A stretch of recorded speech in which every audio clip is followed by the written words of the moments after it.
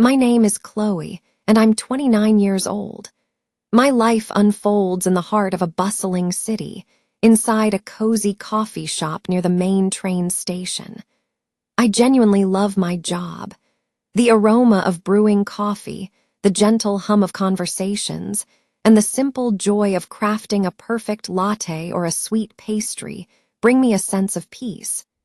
It was here, amidst the steam and sugar, that I met my husband, Liam. He was a regular, coming in every single morning like clockwork. He always ordered the same thing, a large black coffee, no sugar. For weeks, we exchanged nothing more than polite nods. Then one day, a simple hello was followed by a warm, genuine smile. That smile was the beginning of everything. We started talking, and I discovered a kind, funny man who made me laugh until my sides ached. I found myself looking forward to his arrival each morning. After a few weeks of these morning chats, he finally asked for my number. Our conversations moved from the coffee counter to text messages, and soon to a dinner date. We had an incredible time together, and with him, I felt a happiness I hadn't known before. 6 months later, he asked me to meet his parents. A wave of nervousness washed over me, but I said yes, excited to take this next step. He drove me to their house in a quiet, manicured suburb. His mother's name was Susan and his father was Robert. They greeted me at the door, but their eyes were cold, their expressions unreadable. There were no welcoming smiles. I offered a polite hello and handed them a small cake from my shop. Susan took it without a word, her lips set in a thin line. I tried to make conversation, asking them about their day, their neighborhood, but their answers were clipped and short. The feeling of being an unwelcome intruder was overwhelming. As we left, I asked Liam, "Do they not like me?" He brushed it off, saying, "They're just shy, they'll warm up." I wanted so badly to believe him. 2 months after that awkward meeting, we were married. Our wedding was small and intimate. My parents were beaming with joy, and my friends celebrated with us enthusiastically. But Liam's parents looked profoundly bored. They didn't smile in a single photograph. They offered no hugs, no warm congratulations. They stood in the background, detached observers at their own son's wedding. I tried to reassure myself, maybe they just need more time. They'll come around. After the wedding, we moved in with them. Liam explained it was a temporary arrangement to help us save money for our own place. I thought it would be manageable, but I was wrong. It was a nightmare. I felt like a ghost in their house. Susan wouldn't speak to me unless absolutely necessary. Robert would offer a grunt or a single-word reply.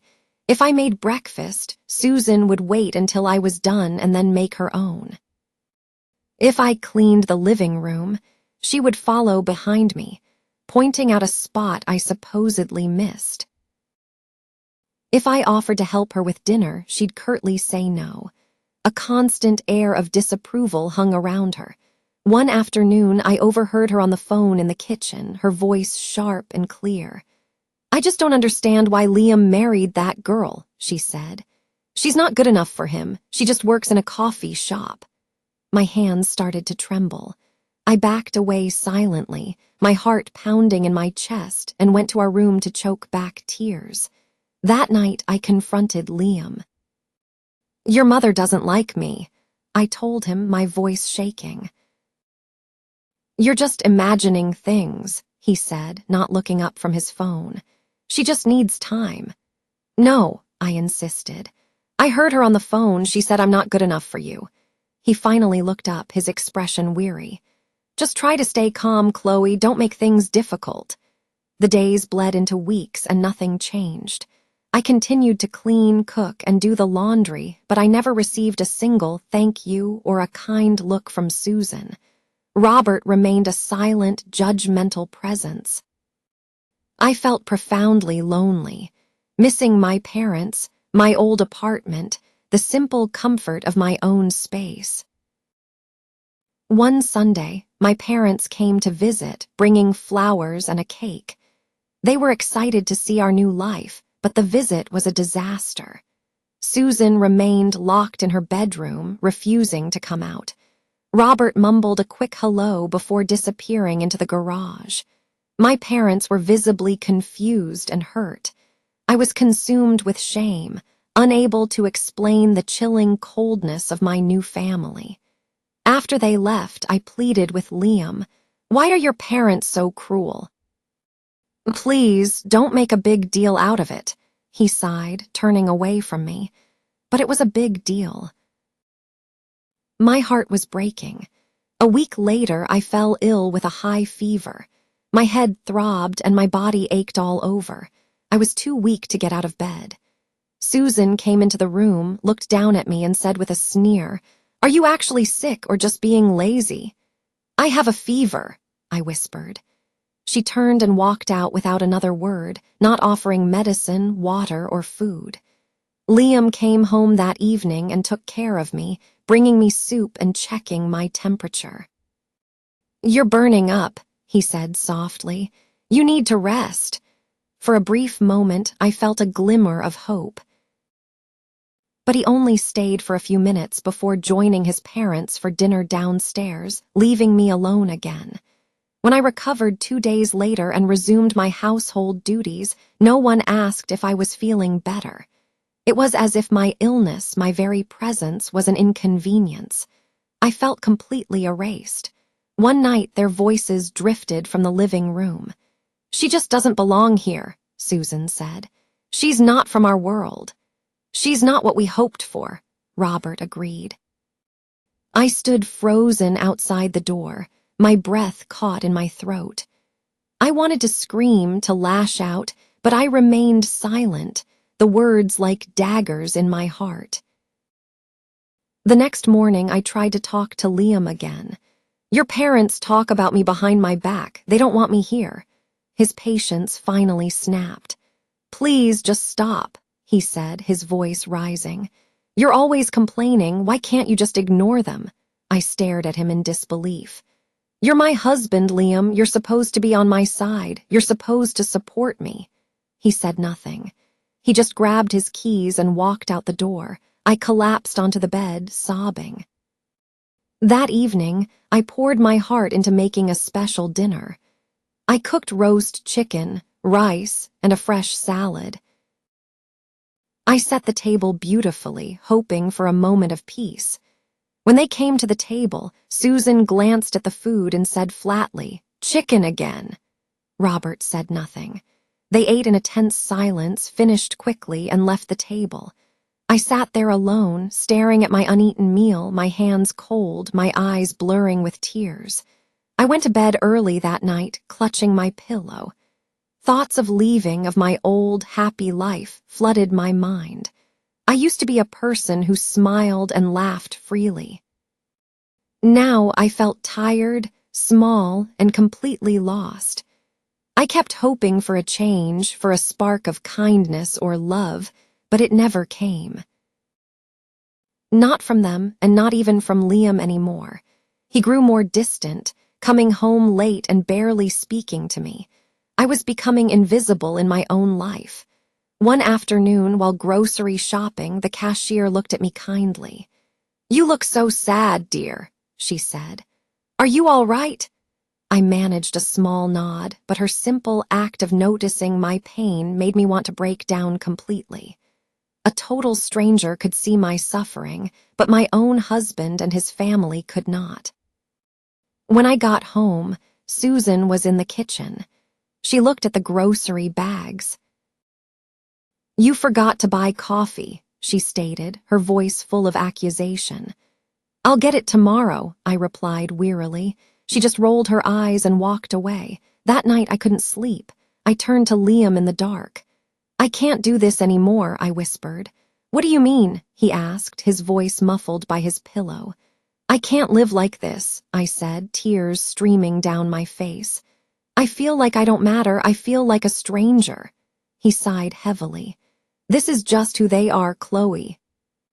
Why can't you accept that? Why can't you understand me? I pleaded. He didn't answer. Before I share the rest of my story, I need to know, where are you listening from? Knowing someone hears me, that my story is being understood, gives me a strength I desperately needed back then. The next morning, I woke up with a heavy heart. I made coffee and toast.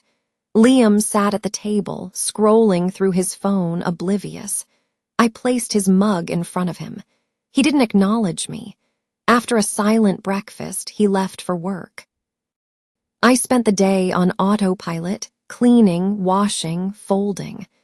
I tried to stay strong, but I was so tired of being a ghost. I started writing my feelings down in a small notebook. It became my only confidant. That weekend, I asked Liam if we could visit my parents. "I'm busy," he said dismissively. "Maybe next time." The rejection stung. I needed my mom's hug, so I went alone. My parents were overjoyed to see me, but my dad's first words were, "You look tired, honey." I brushed it off, but I knew he saw the truth. When I returned that afternoon, Susan was waiting for me, her arms crossed. "Where were you?" she demanded. "I went to visit my mom," I said. "You should have asked for my permission first," she snapped. "This isn't your parents' house." I was stunned into silence. I just turned and walked to my room, the walls feeling like they were closing in on me. This wasn't a marriage, it was a prison. One day, Liam came home early, his face grim. "Mom is upset with you," he announced. "She says you don't respect her. She says you talk back and act proud." I stopped chopping vegetables, my hands shaking with anger. "That's not true. I do everything for her. I clean this house. I cook your meals. But no one ever helps me. No one ever thanks me."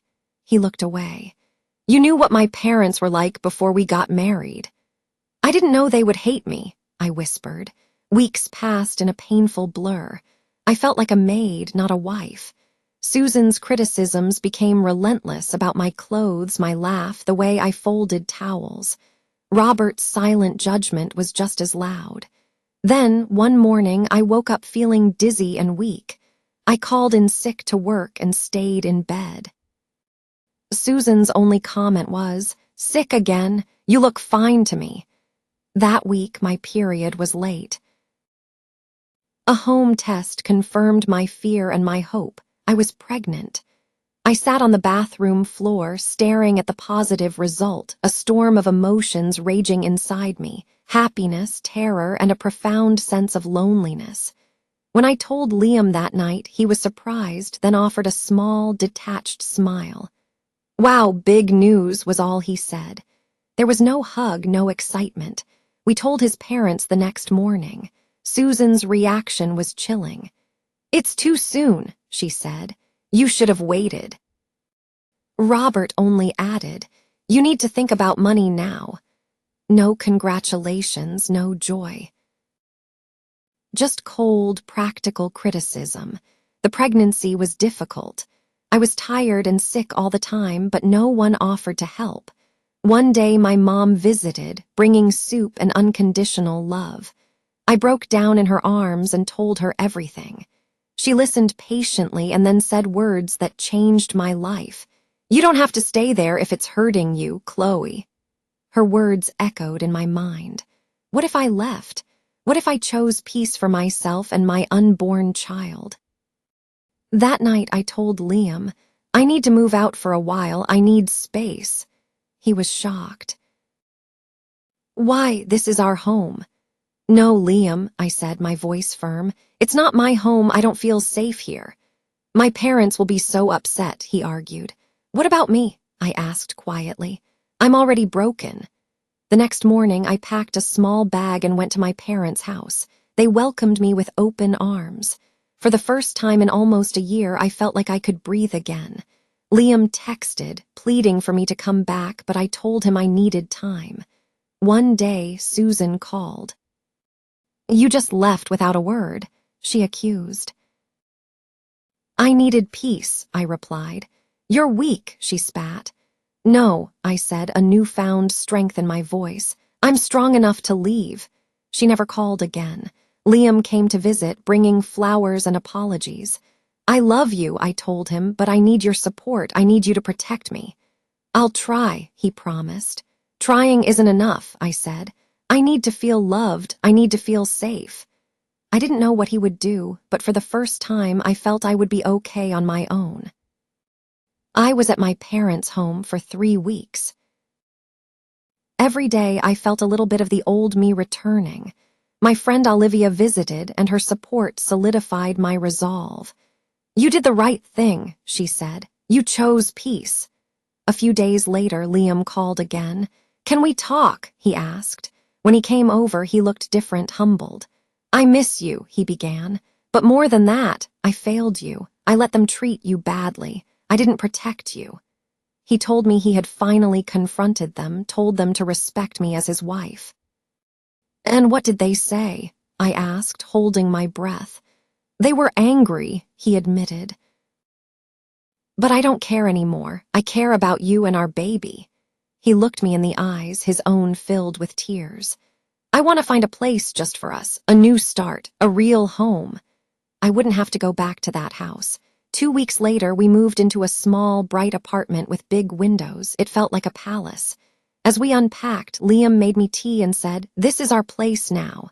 And I believed him. Slowly, things began to heal. My baby bump grew, and so did the hope in my heart. Liam became the man I fell in love with again. He cooked, he listened, he held my hand.